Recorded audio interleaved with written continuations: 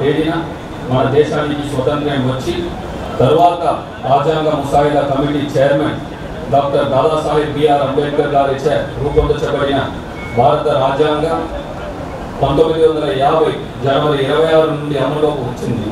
అప్పటి నుంచి ప్రతి సంవత్సరం ఈ రోజున మనమంతా గణతంత్ర దినోత్సవం అని జరుపుకుంటున్నాం.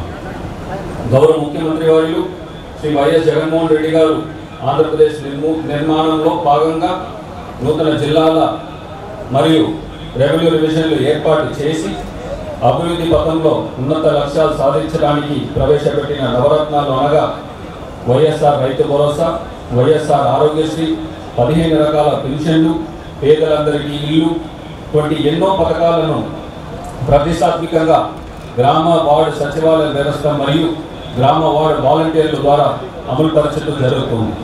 ఈ సందర్భంగా శ్రీ పొట్టి శ్రీరాములు నెల్లూరు జిల్లాలో రాష్ట్ర ప్రభుత్వం సాధించిన వివిధ సంక్షేమ అభివృద్ధి కార్యక్రమాల ప్రగతి మీ ముందు ఉంచదలుచున్నాను.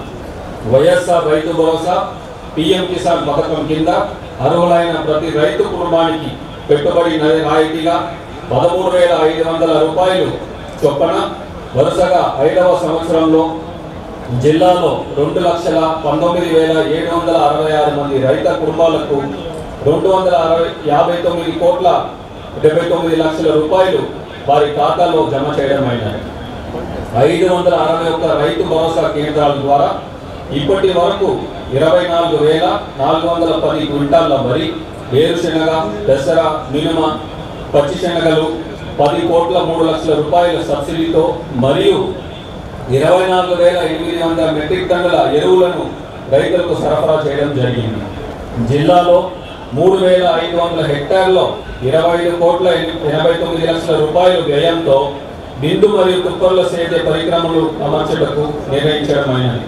ఇప్పటి వరకు 6,771 మంది రైతులు 8,239 హెక్టార్లలో బిందు మరియు తుప్పర్ల సేద్య పరిక్రమం కొరకు రైతు భరోసా కేంద్రాల ద్వారా రిజిస్ట్రేషన్ చేసుకొని ఉన్నారు. జగనన్న విద్యా కానుకలో భాగంగా ప్రభుత్వ పాఠశాలలో చదువుతున్న 1,92,749 మంది విద్యార్థులకు 8 రకాల వస్తువులను కిట్ రూపంలో విద్యా సంవత్సరం ప్రారంభం రోజునే సరఫరా చేయడమైనది.